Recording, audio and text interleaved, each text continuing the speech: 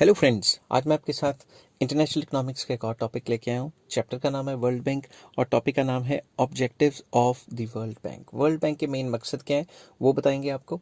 और इस टॉपिक को शुरू करने से पहले बता दूंगा इस चैप्टर के सारे शॉर्ट एंड लॉन्ग क्वेश्चन के लिंक्स आपको डिस्क्रिप्शन में मिल जाएंगे। चलिए शुरू करते हैं।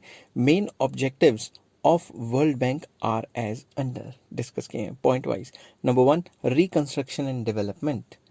The main objective of World Bank is to reconstruct the war-devastated economies like Britain, France, Holland, etc. etc. तो सिंपल वर्ड्स में इनका वर्ल्ड बैंक का मेन मकसद क्या था? मकसद यही था कि वो कंट्रीज जो सेकेंड वर्ल्ड वॉर की वजह से तबाह हो चुकी हैं उनको दोबारा से रिकंस्ट्रक्ट करना and to provide economic assistance to under develop countries like India, Pakistan, Sri Lanka, Burma और अफ्रीकन कंट्रीज़ का भी आप लिख सकते हो, उनको भी डेवलपमेंट के लिए लोन्स वगैरह प्रोवाइड करना। सेकंड पॉइंट आ जाता है encouragement to capital formation, investments करवाना, developing and under develop countries में ज़बरदस्त इन्वेस्टमेंट करवाना ताकि उनकी कंट्रीज़ में इनकम एम्प्लॉयमेंट आउटपुट बढ़ सके। Another important objective of bank, मतलब World Bank, is to encourage private investors to invest capital in underdeveloped countries by means of guarantee of participation in loans and other investments made by private investors. And when private capital is not available on reasonable terms, the private investment supplement private investment by providing on suitable conditions finance for productive purposes out of its own capital funds raised by it and its other resources.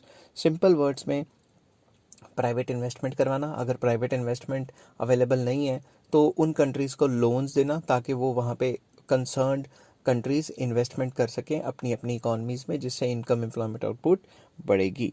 ठीक है, next आ जाता है encouragement to international trade, trade को बढ़ावा देना।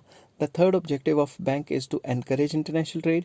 It aims at promoting long range of growth of international trade and maintenance of equilibrium in members' international balance of payments so that the standard of living of the people of member countries are raised. Simple words में कि international trade को encourage कराना और promote करवाना, international trade के growth में help करना और जितने भी मेंबर कंट्रीज़ हैं उनके बैलेंस ऑफ पेमेंट को सही करवाने के लिए हेल्प करना। बैलेंस ऑफ पेमेंट ख़राब तब हो जाते हैं जब कोई भी कंट्री इंपोर्ट ज़्यादा करने लग जाती है और एक्सपोर्ट कम कर देती है। ठीक है, तो उनको बैलेंस ऑफ पेमेंट प्रॉब्लम में भी हेल्प करवाना। और इंटरनेशनल ट्रेड से क्या होगा, हर एक कंट्री में वो सारे गुड्स एंड सर्विसेज मिल जाएंगे जो वो बनते हैं या नहीं बनते उस कंट्री में, तो इससे लोगों की स्टैंडर्ड ऑफ लिविंग भी बढ़ जाएगी।